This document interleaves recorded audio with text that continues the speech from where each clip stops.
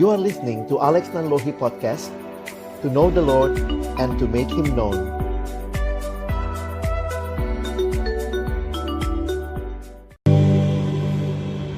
Mari tunduk kepala, kita berdoa bersama-sama sebelum kita membaca merenungkan firman-Nya. Kami kembali datang kepadamu ya Tuhan di hari perhentian yang Kau berikan kepada kami. Terima kasih banyak karena sungguh Tuhan, Engkau adalah Allah kami yang besar, Allah yang sanggup menggenapkan apa yang menjadi rencana dan kehendak-Mu di dalam kehidupan kami. Sekali lagi kami bersyukur hari ini, karena kami adalah pribadi-pribadi yang mengalami janji-janji Allah yang indah di dalam hidup kami. Sebentar kami akan membuka firman-Mu ya Tuhan. Kami mohon bukalah juga hati kami. Jadikanlah hati kami seperti tanah yang baik, supaya ketika benih firman-Mu ditaburkan boleh sungguh-sungguh berakar, bertumbuh, dan juga berbuah di dalam kehidupan kami.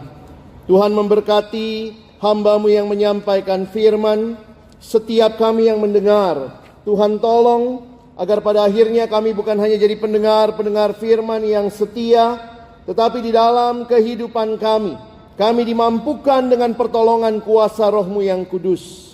Kami dimampukan menjadi pelaku-pelaku firman-Mu di dalam kehidupan kami, di dalam keseharian kami. Bersabdalah ya Tuhan, kami umat-Mu sedia mendengarnya. Di dalam satu nama yang kudus, nama yang berkuasa, nama Tuhan kami Yesus Kristus, Sang Firman yang hidup, kami menyerahkan pemberitaan firman-Mu. Amin.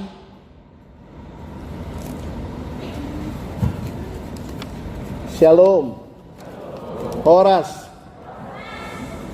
Bersyukur kepada Tuhan, kesempatan ibadah bukan sekadar rutinitas, tapi kesempatan kita berjumpa dengan Tuhan secara pribadi, disegarkan, dibaharui di dalam Dia.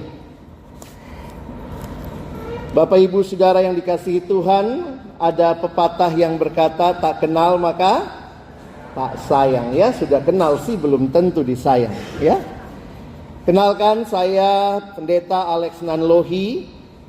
Saya bersyukur kesempatan yang pertama kali saya melayani di mimbar HKBP Tebet di tempat ini.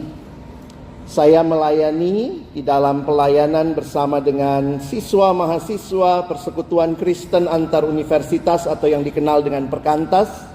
Saya dari gereja asal GPIB, Gereja Protestan Indonesia di bagian Barat. Bersyukur boleh berjumpa. Dan kesempatan ini kiranya sama-sama firman Tuhan menyegarkan kita kembali.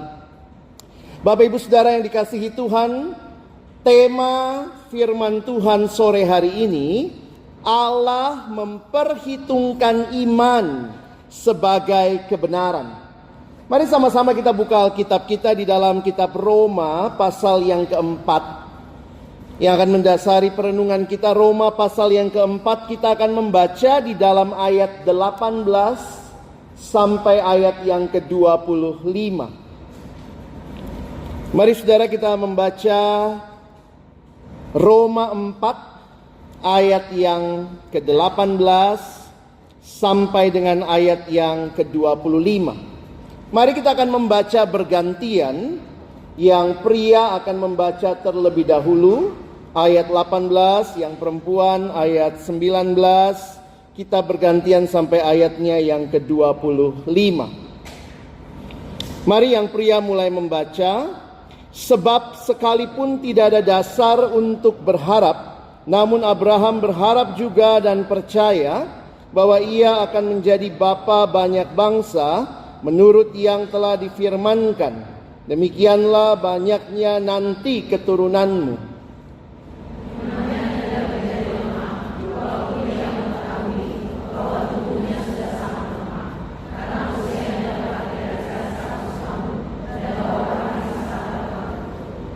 Tetapi terhadap janji Allah ia tidak bimbang karena ketidakpercayaan.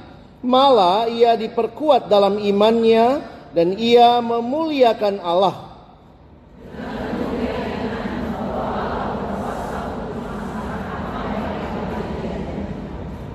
Karena itu hal ini diperhitungkan kepadanya sebagai kebenaran.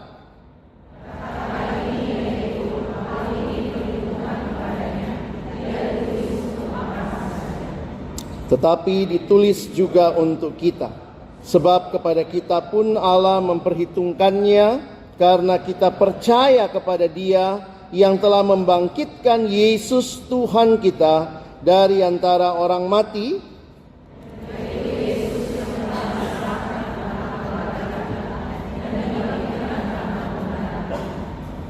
sedemikian jauh pembacaan firman Tuhan. Berbahagialah kita yang bukan hanya membacanya, tetapi juga merenungkannya dan juga melakukannya di dalam kehidupan kita. Saudara yang dikasihi Tuhan, iman menjadi hal yang menarik di dalam kekristenan. Kita orang-orang Kristen biasa disebut sebagai orang beriman. Atau kata lain yang kita kenal adalah percaya. Orang percaya. Tapi kalau saudara mau jujur, salah satu realita hidup yang paling sulit saudara dan saya mungkin hidupi adalah percaya itu. Namanya orang percaya. Tapi seringkali sulit bagi kita untuk betul-betul percaya. Saudara yang dikasihi Tuhan, apa yang kita baca di dalam kitab Roma ini sebenarnya apa yang sudah ada di dalam perjanjian lama, cerita tentang Abraham. Abraham yang ketika usianya sudah lanjut, mendapatkan janji Allah akan punya keturunan. Ini kalau saya lihat Abraham usianya sudah dikatakan hampir 100 ya. Ini masuk seksi lansia ini, ya. Bukan remaja ya. Opung ini. Opung Doli, opung borunya Sarah pun sudah tua. Bahkan dikatakan di dalam perjanjian lama sudah mati haid. Jadi logikanya kita berpikir gak mungkin lagi punya anak. Saudara yang dikasihi Tuhan, apa artinya iman? Mengapa Abraham dikatakan sebagai bapa orang beriman? Ini yang mau sama-sama kita renungkan hari ini. Belajar dari tokoh Abraham. Apa yang kita bisa pelajari tentang seorang yang dikatakan bapa orang beriman? Saudara yang dikasihi Tuhan, Abraham itu belum pernah baca Alkitab ya. Coba Bapak Ibu ingat-ingat. Zamannya Musa baru ada hukum Taurat. Jadi Bapak Abraham itu gak pernah baca Alkitab. Kita sudah baca Alkitab. Kok dia bapak orang beriman? Bukan kita, harusnya kita ya. Ya. Kenapa? Abraham dengar perintah Tuhan, dia taat. Kita baca banyak ayat, tidak taat-taat juga. Ya. Jadi bapak orang beriman Abraham. Kita mau belajar dari apa yang sama-sama kita akan lihat di dalam ayat-ayat ini. Mari Bapak Ibu Saudara memperhatikan di dalam ayat yang ke-18 yang kita baca ya. Coba kalau ada Alkitabnya sambil dibuka, jadi kita bisa tahu ya apa yang ada di sini. Sebab sekalipun tidak ada dasar untuk berharap, namun Abraham berharap juga dan percaya bahwa ia akan menjadi bapa banyak bangsa menurut yang telah difirmankan. Demikianlah banyaknya nanti keturunanmu. Bapak Ibu nanti kita akan lihat Kejadian 15. Itu salah satu bagian Allah menjanjikan kepada Abraham, keturunanmu akan seperti bintang di langit, akan seperti pasir di lautan. Nah Bapak Ibu Saudara yang dikasihi Tuhan, apa sebenarnya ciri orang beriman yang bisa kita pelajari dari Abraham? Menarik kalau Bapak Ibu baca ayat 22. Coba lihat ayat 22-nya ya. Ada kata karena itu. Biasanya kalau ada kata karena itu, karena yang mana? Bagian sebelumnya. Maka saya ingin mengajak kita melihat 3 hal dalam hidup Abraham yang mencirikan dia sebagai bapa orang beriman. Dan nanti 3 hal ini juga kita coba refleksikan dalam hidup kita. Ya. Mari lihat dulu ayat 22. Kita baca lagi Bapak Ibu sekalian sama-sama. Ayat 22. 1, 2, ya. Karena itu hal ini diperhitungkan kepadanya sebagai kebenaran. Nah, itu kan tema kita ya. Mengapa Allah memperhitungkan hal itu sebagai kebenaran bagi Abraham? Ada 3 hal yang saudara bisa pelajari di dalam hidup Abraham. Biar gampang ingatnya, saya coba nyari apa ya. Ya sudah, kita bikinnya 3F. 3F ya. Pertama, fakta. Kedua, fokus. Ketiga, firman. Pertama apa? Fakta. Yang kedua, fokus. Yang ketiga, oke, mari kita lihat sama-sama. Saudara perhatikan sebentar bahwa seringkali hidup orang beriman, fakta-fakta tidak sesuai dengan apa yang kita harapkan. Tetapi apa artinya orang beriman? Orang beriman adalah orang yang bisa melihat melampaui fakta. Coba lihat ayat 19. Opung kita ini, Abraham ya, imannya tidak menjadi lemah. Walaupun ia mengetahui bahwa tubuhnya sudah sangat lemah. Karena usianya telah kira-kira 100 tahun. Dan bahwa rahim Sarah telah tertutup. Saudara kalau mau pakai hitung-hitungan biologis, medis, sudah. Faktanya, bayangkan ya, maaf ya. Ini membayangkan aja, bukan kejadian sebenarnya. Ada opung seksi lansia mengandung. Ya, gimana rasanya itu ya? Kita yang nengoknya aja, wow. Apa yang kita lihat tentang iman seringkali bukannya tidak masuk akal, saudara. Tetapi saya melihat bagaimana ini melampaui akal. Mengapa? Karena seringkali kita hanya bisa mengkalkulasi segala sesuatu berdasarkan akal kita.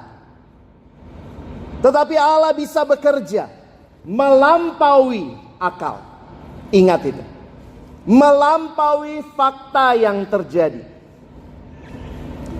Saudara, waktu Natal kita merenungkan ya. Yesus lahir dari Maria. Kadang kita pikir, nggak mungkin, nggak masuk akal, mana bapaknya?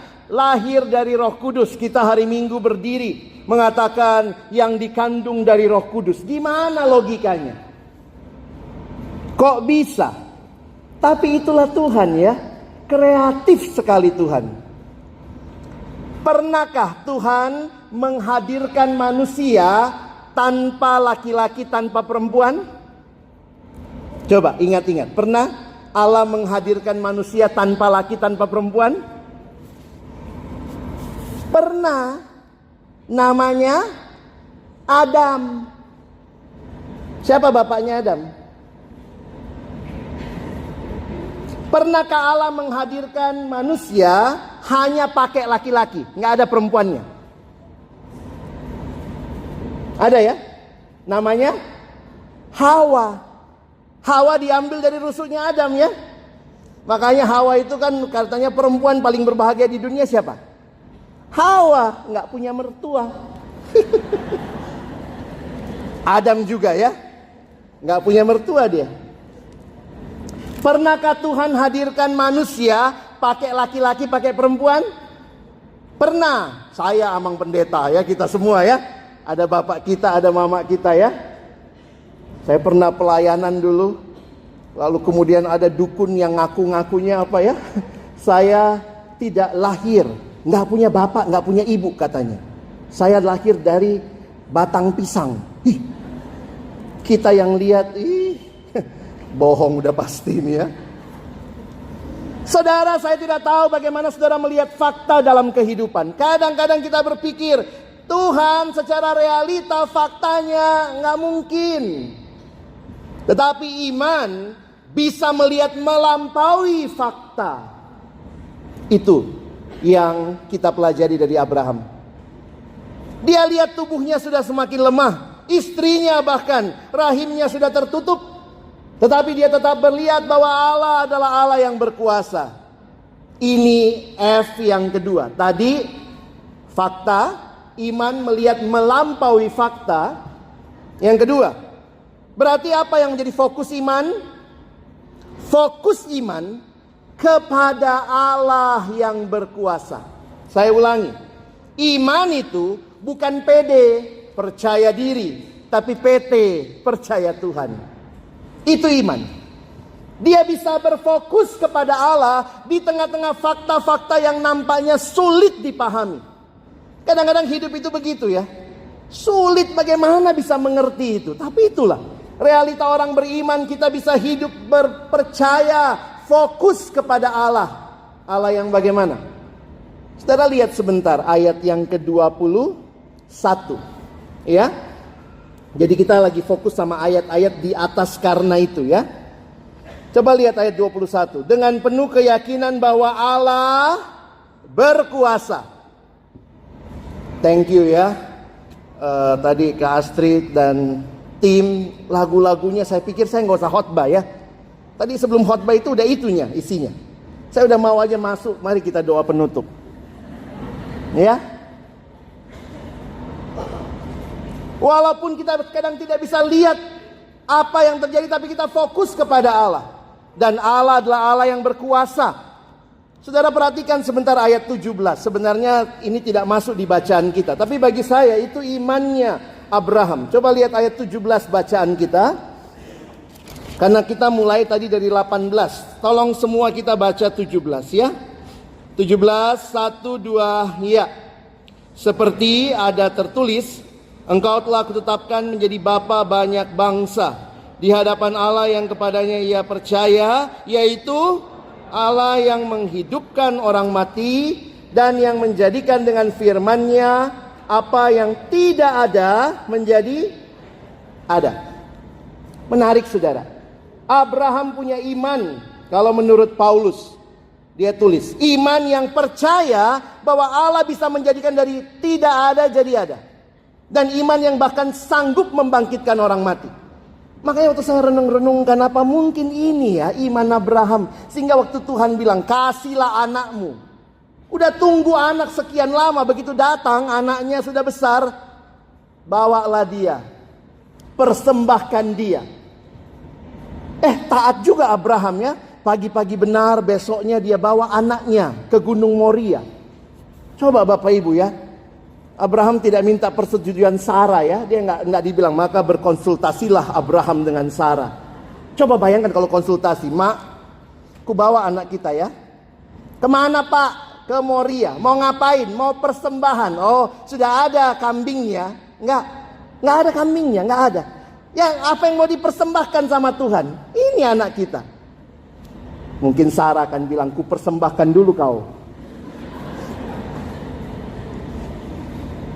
Kadang-kadang tidak semua harus minta persetujuan pasangan ya. Bukan berarti saya mengajarkan tidak benar ya. Tapi kalau dua-duanya taat sama Tuhan, dengarkan pasangan kita. Tapi kadang-kadang kan pasangan juga ada yang gak taat sama Tuhan ya. Korupsi kau Pak, korupsi. Gak sanggup beli skincareku. Oh akhirnya, Mak aku konsultasi, Mak aku mau korupsi. Ya jangan konsultasi ya. Atau juga yang ibu-ibu begitu ya. Jadi hidup berkeluarga itu, hidup beriman harus dua-duanya. Makanya kita orang Kristen kan diminta berpasangan sama sesama anak Tuhan. Supaya apa? Supaya kita sama-sama bisa beriman, membangun keluarga di dalam Tuhan. Saudara perhatikan bahwa Abraham fokus Allah berkuasa. Dan perhatikan dia bisa percaya Allah berkuasa membangkitkan, Allah berkuasa membuat dari tidak ada jadi ada. Makanya waktu dia diminta mempersembahkan Ishak, saya lagi berpikir mungkin dia juga berkata, kalaupun ku persembahkan anakku, aku percaya Tuhan sanggup membangkitkan dia. Ayat 17 tadi. Menarik kalau saudara baca ceritanya, Kejadian 22, waktu dia bilang sama bujangnya, kan mereka bersama ya. Kalimatnya menarik. Tunggulah di sini, aku sama anak ini akan naik ke atas. Tapi kalimat berikutnya menarik, saudara. Nanti kami turun sama-sama. Wah, ada satu keyakinan bahwa Allah adalah Allah yang berkuasa. Fokus penting dalam hidup. Banyak orang kehilangan fokus dan akhirnya tergeser dari apa yang bisa menguatkan kita. Bapak Ibu Saudara yang dikasihi Tuhan, saya mau kasih contoh sebentar ya, apa itu fokus. Izinkan saya sore hari ini main sulap. Ini pendeta kok main sulap. Saya akan melakukan sulap yang paling heboh zaman now. Dalam hitungan ketiga, saya akan membuat semua Bapak Ibu hilang. Siap? Yang tadi datang sama keluarganya, sama pasangannya, sama temannya, coba pegang tangannya ya. Siap-siap ya. Siap ya? Dalam hitungan ketiga, saya akan bikin semua kita hilang. Siap? 1. Nggak usah tegang kali.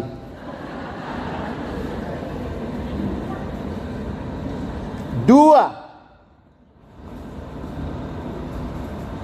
3. Semua saudara hilang. Ini remaja langsung bilang jokes bapak-bapak.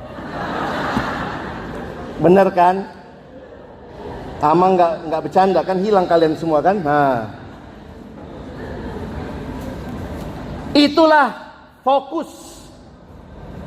Kalau dalam hidup kita fokus sama masalah kita yang besar, jangan heran kita tanya, di mana Tuhan? Di mana Tuhan? Karena kita fokus sama masalah kita yang besar. Tetapi kalau dalam hidup kita fokus sama Tuhan yang besar, masalah ada? Ada ya, jangan bilang nggak ada. Bohong kali pun. Nggak ada masalah, ada, tapi kecil. Saya tidak tahu bagaimana Bapak Ibu melihat Tuhan dalam hidupmu. Apakah dia menjadi fokus kita? Kita terus datang kepada dia, kita katakan, Tuhan, aku tahu hidup tidak selamanya lancar seperti yang aku mau, tapi aku mau berfokus kepadamu. Itulah iman yang benar. Abraham dibenarkan bukan karena dia semuanya kelakuannya benar, saudara. Ada juga bimbang-bimbangnya ya. Kalau saudara perhatikan kisah hidupnya, tetapi kenapa dia jadi bapak orang beriman? Karena dia bisa melihat Allah melampaui fakta hidup. Dia bisa fokus kepada Tuhan yang dia tahu adalah Allah yang sanggup melakukan perkara yang besar bagi hidupnya. F yang terakhir, yang ketiga. Apa itu Bapak Ibu? Firman. Ada bagian yang menarik, persis yang kita nyanyikan tadi ya. Coba Bapak Ibu lihat lagi di ayat yang ke-20 bacaan kita. Tetapi terhadap janji Allah, nah ini menarik ya, ia tidak bimbang karena ketidakpercayaan, malah ia diperkuat dalam imannya dan ia memuliakan Allah. Perhatikan lagi ayat 21. Dengan penuh keyakinan bahwa Allah berkuasa untuk melakukan apa yang telah ia janjikan. Kenapa kita bilang firman-Mu pelita bagi kakiku, terang bagi jalanku? Karena itu realita. Pemazmur sudah tahu ya, kita hidup dalam dunia yang gelap. Bagaimana bisa bertahan, hidup terus fokus sama Tuhan? Jadikan firman-Nya pelita bagi kakiku, terang bagi jalanku. Alami firman-Nya hari demi hari, menuntun hidup kita. Baca, renungkan, lakukan. Baca, renungkan, lakukan. Itulah bagian kita. Saudara yang dikasihi Tuhan, banyak orang Kristen gak serius sama Alkitabnya ya. Maaf ya, saya juga sadari itu. Satu waktu saya datang ke sebuah sekolah Kristen yang bernama Tit ya, gak boleh disebut. Saya coba tanya. Ini cuma pertanyaan aja ya. Saya survei. Siapa yang dari kecil sudah Kristen, dari lahir mungkin atau waktu kecil sudah Kristen. Namanya sekolah Kristen, 80% angkat tangan. Begitu kau lahir namamu sudah Matius, Markus, Yohanes, Lukas, Marta, Maria.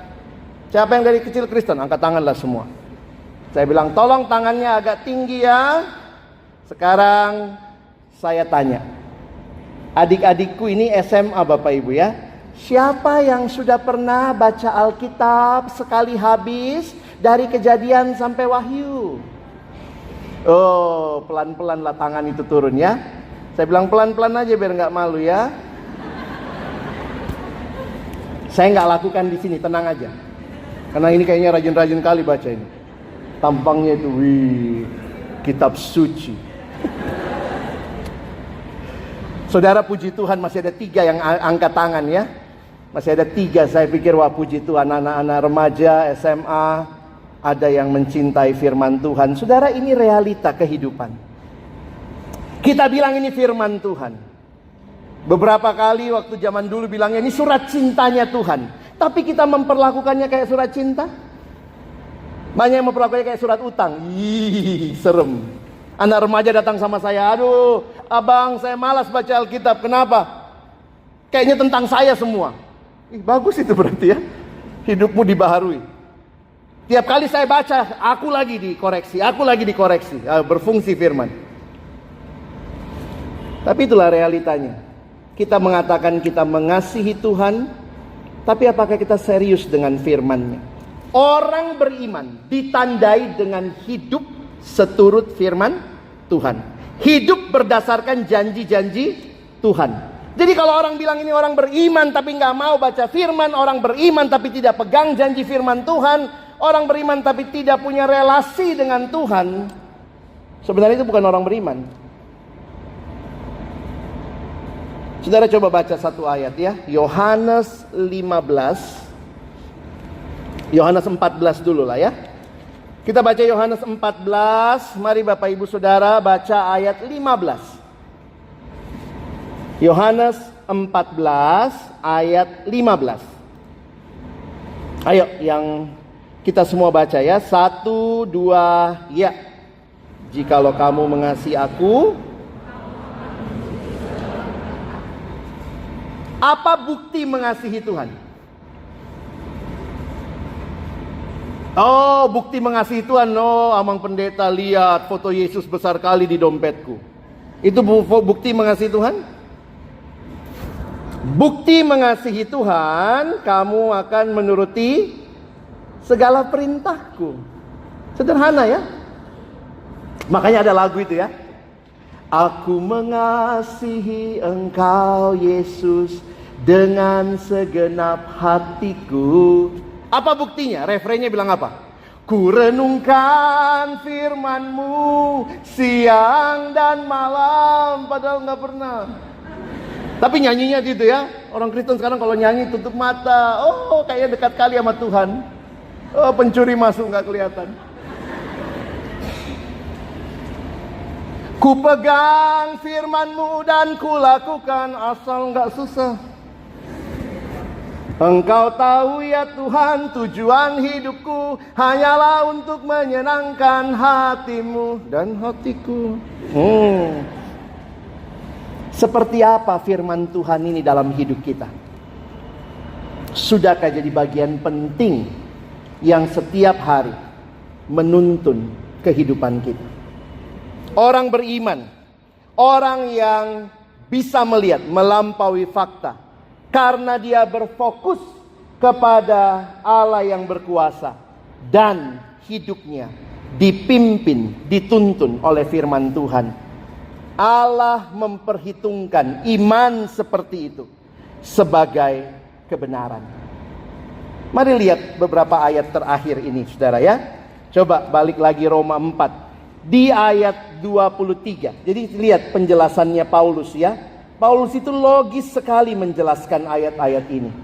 Ayat 23. Kata-kata ini, yaitu kata-kata apa? Hal ini diperhitungkan kepadanya, tidak ditulis untuk Abraham saja.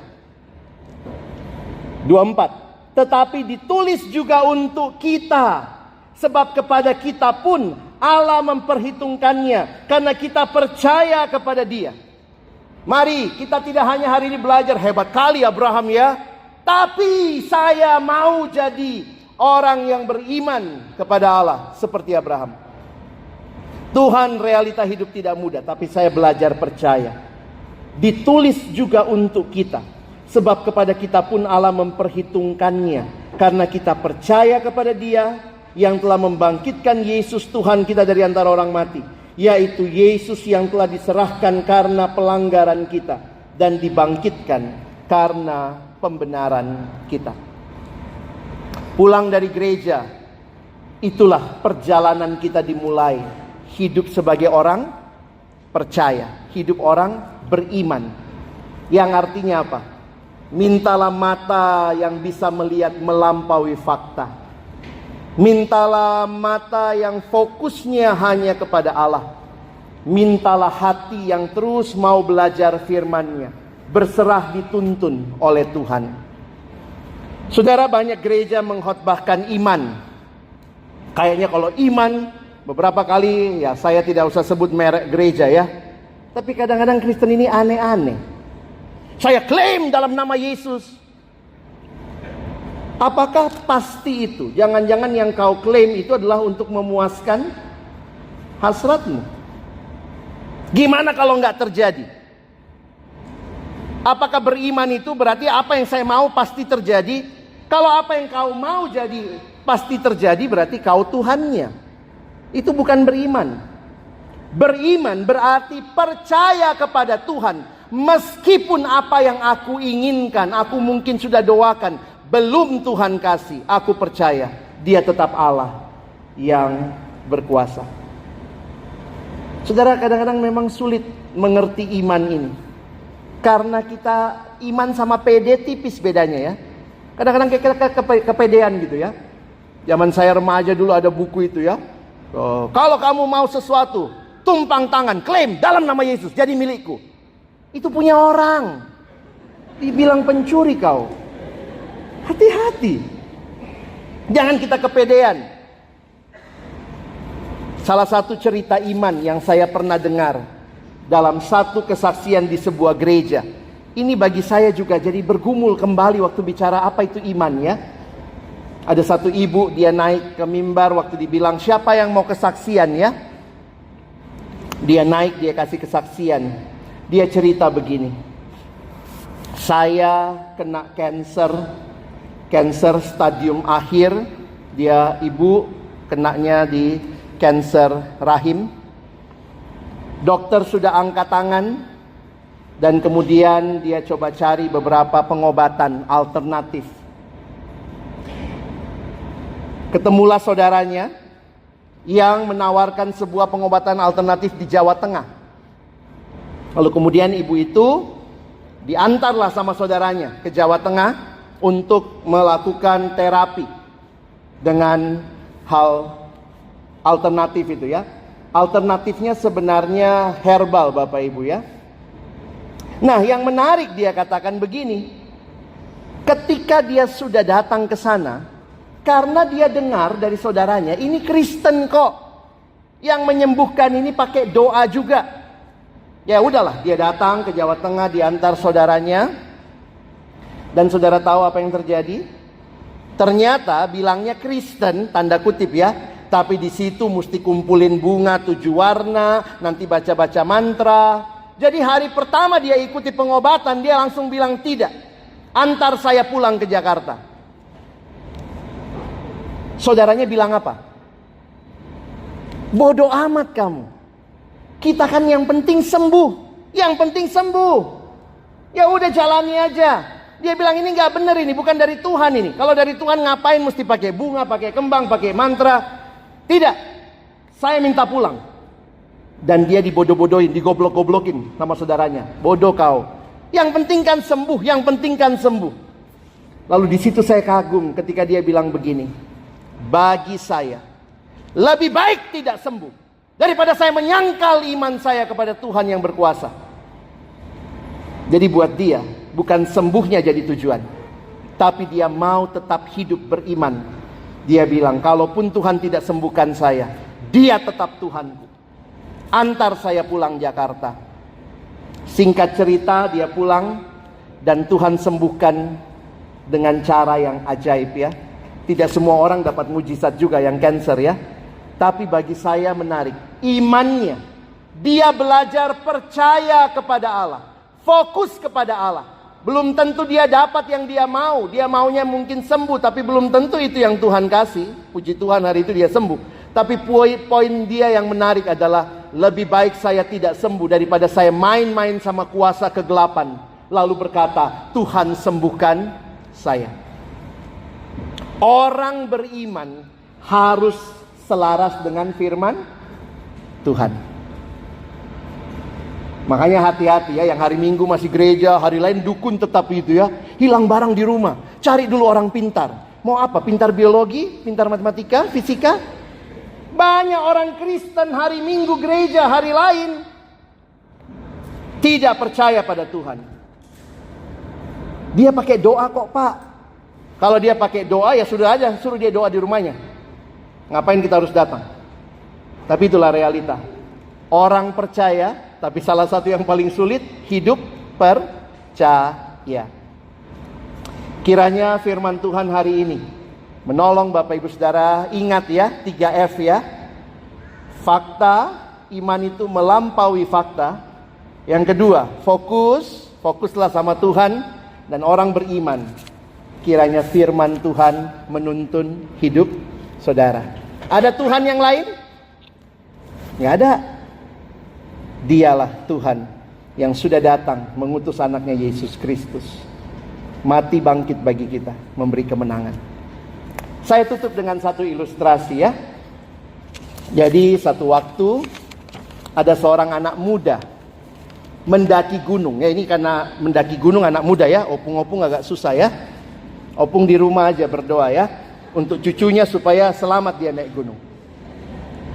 Ada anak muda naik gunung. Di tengah jalan sama rombongannya terpisah Bapak Ibu. Udah terpisah begitu. Kemudian dia sudah mulai bingung. Tambah gelap dia turun. Itu sampai gelap sekali. Pas nyalain HP mau pakai senter sudah mati HP-nya. Wah udah bingung ini. Di tengah kegelapan coba cari jalan turun. Itu taruh jari 5 di depan mata nggak kelihatan saking gelapnya. Dia terus coba jalan. Dia cari-cari pelan-pelan. Tiba-tiba Bapak Ibu dia jatuh dalam satu jurang yang begitu dalam. Dia berusaha terus menggapai. Sampai akhirnya dia bisa menggapai satu dahan. Dia peganglah dahan itu. Sehingga malam itu di dalam kegelapan jatuh di jurang yang sangat dalam. Dia hanya berpegangan pada sebuah dahan. Dia tahu tidak mungkin lama-lama bisa pegang dahan ini, tapi bagaimanalah caranya? Dia pegang terus. Di dalam keputusasaannya dia coba memanggil Tuhan. Ini cerita ya, jangan dilakukan di rumah ya. Ini cuma cerita. Terus dalam putus asa kemudian dia teriak, "Halo, ada Tuhan di sana?" Tiba-tiba Tuhan jawab, "Ya anakku, ada apa?" "Tuhan, saya jatuh ini, dalam sekali Tuhan, begitu gelap. Tuhan, apa yang saya harus lakukan? Tuhan, tolong saya." Tuhan bilang, "Hai anakku, lepaskan dahan itu." Lepaskan dahan. Dia pegang terus. Dia diam saudara ya. Terus dia tanya lagi, "Halo, ada Tuhan lain?" Kita maunya Tuhan yang sesuai yang kita mau ya. Singkat cerita, tidak ada jawaban. Malam pun berlalu. Dia terus pegang dahan itu. Akhirnya fajar mulai menyingsing. Dia lihat ke atas. Ada cahaya, matahari mulai terbit. Dia lihat ke atas, itu kan jauh kali aku jatuhi, dalam kali ini ya. Dia lihat, begitu dia lihat ke bawah, dia cuma 1 jengkal Pak, Bu, dari tanah. Kadang-kadang gak masuk akal ya. Tuhan bilang, lepaskan dahan itu. Tuhan jangan bercanda. Tapi kalau kita punya relasi yang indah dengan Tuhan, iman bertumbuh, kita belajar semakin percaya. Kadang-kadang Tuhan bilang, lebih berbahagia memberi daripada menerima. Kadang-kadang kita gak percaya ya. Tuhan lebih bagus menerima, kan lebih enak ya. Lebih banyak yang aku dapat. Tuhan bilang lebih berbahagia memberi daripada menerima. Berbahagialah orang yang berduka cita karena dosa. Berbahagialah orang yang haus dan lapar akan kebenaran. Banyak hal-hal bahagia Tuhan janjikan. Tapi kita kurang percaya. Kita masih mau percayanya gaya kita. Kalau banyak uang saya, barulah saya bahagia. Begitu banyak uang, kena jantung mati. Udah selesai. Uangnya orang lain yang nikmati. Saudara, saya tidak bilang gak boleh punya uang ya. Tapi kiranya hidup kita adalah hidup yang beriman. Tidak ada Tuhan yang lain. Jangan tanya, halo ada Tuhan lain? No. Pulanglah dengan iman yang terus bertumbuh. Tuhan memberkati kita. Amin. Mari Bapak Ibu Saudara, kita tunduk kepala, kita masuk di dalam doa, meresponi firman, dan juga menaikkan beberapa permohonan doa.